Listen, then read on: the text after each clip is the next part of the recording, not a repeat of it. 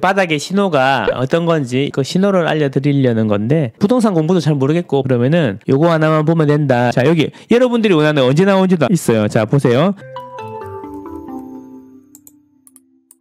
미분양 아파트가 급증하게 되면은 미분양을 해소하기 위해서 정부가 노력을 하게 되는데 여기서 우리는 바닥의 신호, 힌트를 얻을 수가 있습니다. 이겁니다. 바로 이거. 이 세 가지를 기억하세요. 첫 번째, 두 번째, 세 번째, 좀 더 구체적으로 설명을 드릴게요.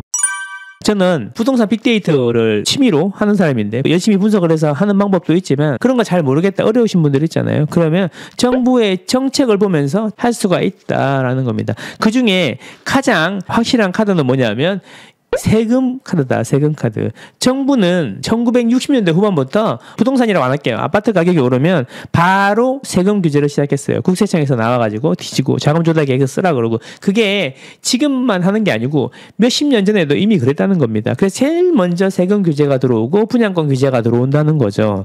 그런데 요거 마지막 카드는 뭐냐면 야, 집을 사라고 세금도 풀어주고 분양권 규제도 완화하는 거예요. 근데 그것도 한 번에 다 풀어주지 않고 단계가 있어요. 단계가 있어. 그래서 지방 미분양 주택 사라 말라 하는데 지방 미분양 주택 세금 감면해주고 이랬던 거는 2010년, 11년, 12년이었어요. 근데 그때 2010년, 11년, 12년이면 서울은 한참 떨어지고 있을 때 아니냐라고 말씀하시는데 자, 지방에 그걸 풀어주니까 지방 가격이 움직였어요. 서울의 기존 주택, 준공후 미분양 주택이라든지 기존 주택을 사면 5년간 양도세 면제해 주겠다. 이런 이야기가 나왔던 게 2013년, 12년 이때라는 거죠. 그걸 하고 나니까 서울 집값이 올랐다는 겁니다. 그래서 우리는 뭘 할 수 있냐면 세금 규제를 잘 살펴보면 집이 바닥인지 아닌지 알 수 있다라는 겁니다. 자, 그래서 기사를 먼저 한번 읽어볼게요.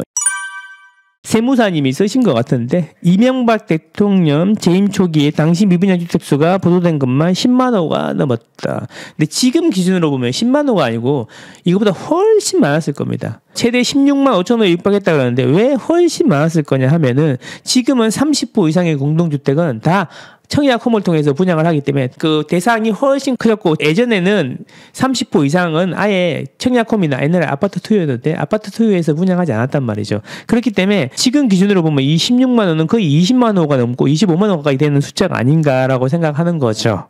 그러니까 이게 미분양 숫자 가지고 이야기하는 거 옛날에 어땠고 지금 어땠고 하는 것도 착시가 있을 수 있다니까요. 착시가. 몇 년 전까지만 해도 대전은 항상 미분양이 2,000세대 정도 있었는데 그 미분양 세대를 다 일일이 열어서 보면은 다 도시형 생활주택이 대부분이었다는 겁니다. 그래서 예전에 통계에 짓게 되는 거하고 주택의 통계에서 잡는 미분양 주택의 범위가 훨씬 넓어졌기 때문에 우리가 일반적으로 생각하는 이건 아파트다라고 생각하지 않는 거 있잖아요. 그 법적으로는 아파트인데 우리가 생각하기에 저게 아파트라고 해야 돼? 라고 싶은 그런 것들까지 다 포함했기 때문에 숫자가 더 부풀려져 있다라고 생각하시면 됩니다. 하지만 미분양이 늘어나는 거는 맞다. 이렇게 말씀드리고 싶습니다. 그러니까 옛날이랑 지금이랑 틀린 거는 바로 이런 거다. 그래서 옛날 데이터랑 비교할 때는 이런 걸 알아야 된다라는 겁니다.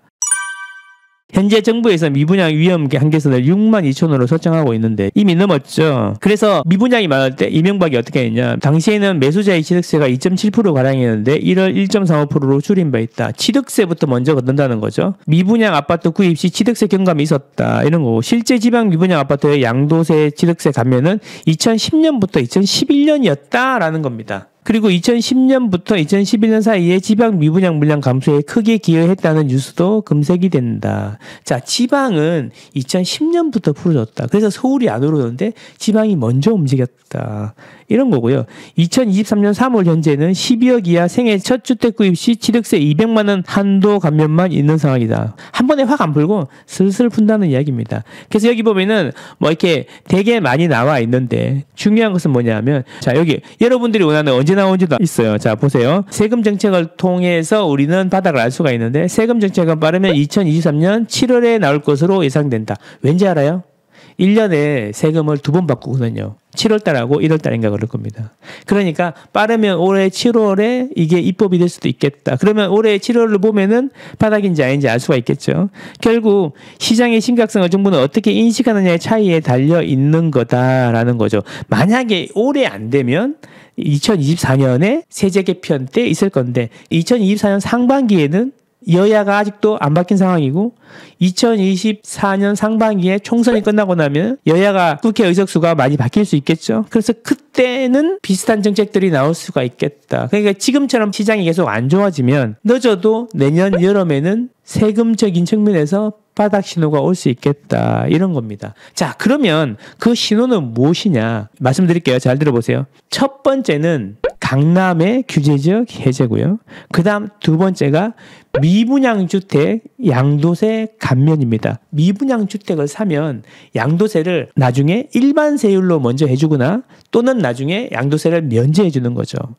자, 분양권 청약시장을 살리기 위해서 정부가 하고 싶었던 게 뭐였어요? 분양권을 사고 나면 1년 뒤에 일반 세율로 해주겠다 이렇게 한 거였잖아요. 근데 이게 법이 통과가 안 됐지 않습니까? 그래서 법이 통과가 안 됐는데 뭐 적극적으로 나서가지고 법을 통과시키겠다는 의지도 별로 없는 것 같잖아요. 예. 좀 더 시장이 안 좋아지면 이거를 강력한 의지로 추진을 하겠죠. 근데 그게 추진을 하는 게 세법 개정하고 할 때 이제 2023년 7월이 제일 빠를 건데 지금 분위기로 봐서는 쉽지 않아 보인다.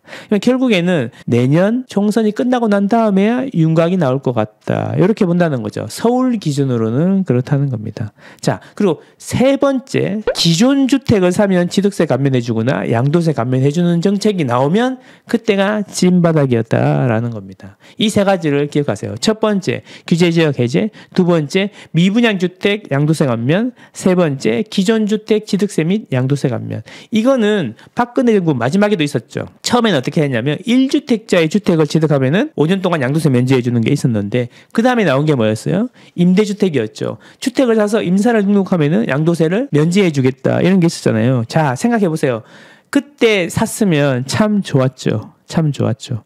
그런 것처럼 제 경험으로는 이런 게 나오고 나서 몇 년 지나면 집값이 거의 2배 돼 있었다. 항상 그랬다. 2배 이상으로 뛰었다. 그래서 이거를 집값 바닥의 시그널로 예상할 수 있다. 우리가 기민하게 빅데이터를 분석하고 이래가지고 어디 이렇게 찾아가시는 분들은 더 빨리 알겠지만 그게 잘 안 되시는 분들은 이 세금 규제 풀어주는 거 보고 들어가도 늦지 않다. 바닥에 들어갈 수 있다고 자신하지 말고 바닥에 못 들어갔다고 초조해하지 마라. 그 바닥을 알고 들어간 사람이 몇이나 되겠냐 이런 말씀 드리고요.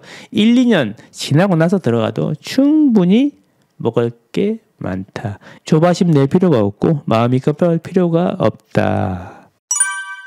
저는 여러분과 여러분 가족의 행복을 응원합니다. 안녕.